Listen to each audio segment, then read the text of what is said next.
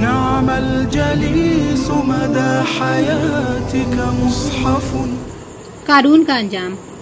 قارون حضرت موسیٰ علیہ السلام کے چچا یسہر کا بیٹا تھا. بہت ہی شکیل اور خوبصورت آدمی تھا، اس لیے لوگ اس کے حسن و جمال سے متاثر ہو کر اس کو منور کہا کرتے تھے. اس کے ساتھ ساتھ اس میں یہ بھی کمال تھا کہ وہ بنی اسرائیل میں تورات کا بہت بڑا عالم تھا، بہت ہی ملنسار اور بااخلاق انسان تھا. لوگ اس کا بہت ہی ادب و احترام کرتے تھے. لیکن بے شمار دولت اس کے ہاتھ میں آتے ہی اس کے حالات میں ایک دم تغیر پیدا ہو گیا اور سامری کی طرح منافق ہو کر حضرت موسیٰ علیہ السلام کا بہت بڑا دشمن ہو گیا اور اعلیٰ درجے کا متکبر اور مغرور ہو گیا. جب زکوٰۃ کا حکم نازل ہوا تو اس نے حضرت موسیٰ علیہ السلام کے روبرو یہ عہد کیا کہ وہ اپنے تمام مالوں میں سے 1000واں حصہ زکوٰۃ نکالے گا. مگر جب اس نے مالوں کا حساب لگایا تو ایک بہت بڑی رقم زکوٰۃ کی نکلی.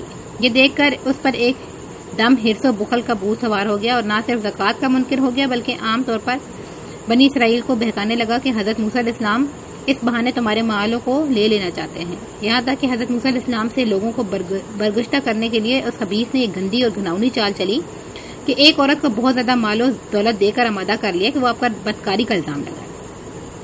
چنانچہ عین اس وقت جبکہ حضرت موسیٰ علیہ السلام واز فرما رہے تھے، قارون نے آپ کو ٹوکا کہ فلانی عورت سے آپ نے بدکاری کی ہے.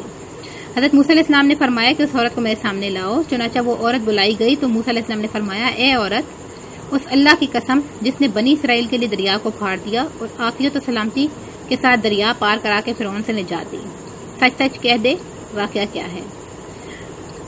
حضرت موسیٰ علیہ السلام کے جلال سے عورت سہم کر کانپنے لگی اور اس نے مجمع عام میں صاف صاف کہہ دیا کہ اے اللہ عز و جل کے نبی، مجھ کو قارون نے کثیر دولت دے کر آپ پر بہتان لگانے کے لیے آمادہ کیا ہے.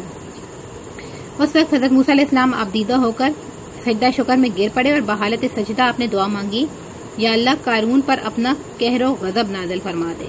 پھر آپ نے مجمع سے فرمایا، جو قارون کا ساتھی ہو وہ قارون کے ساتھ ٹھہرا رہے اور جو میرا ساتھی ہو وہ قارون سے جدا ہو جائے. چنانچہ 2 خبیثوں کے سوا تمام بنی اسرائیل قارون سے الگ ہو گئے. پھر حضرت موسیٰ علیہ السلام نے زمین کو حکم دیا، اے زمین تو اس کو پکڑ لے. تو قارون ایک دم گھٹنوں تک زمین میں دھنس گیا. پھر آپ نے دوبارہ زمین سے یہی فرمایا تو وہ کمر تک زمین میں دھنس گیا. یہ دیکھ کر قارون رونے اور بلبلانے لگا اور قرابت اور رشتہ داری کا واسطہ دینے لگا، مگر آپ نے کوئی التفات نہ فرمایا، یہاں تک کہ وہ بالکل زمین میں دھنس گیا. 2 منحوس آدمی جو قارون کے ساتھی ہوئے تھے وہ لوگوں سے کہنے لگے کہ حضرت موسیٰ علیہ السلام نے قارون کو اس لیے دھنسا دیا تاکہ قارون کے مکان اور اس کے خزانوں پر خود قبضہ کر لیں. تو آپ نے اللہ تعالیٰ سے دعا مانگی کہ قارون کا مکان اور خزانہ بھی زمین میں دھنس جائے. چنانچہ قارون کا مکان جو سونے کا تھا اس کا سبھی خزانہ زمین میں دھنس گیا.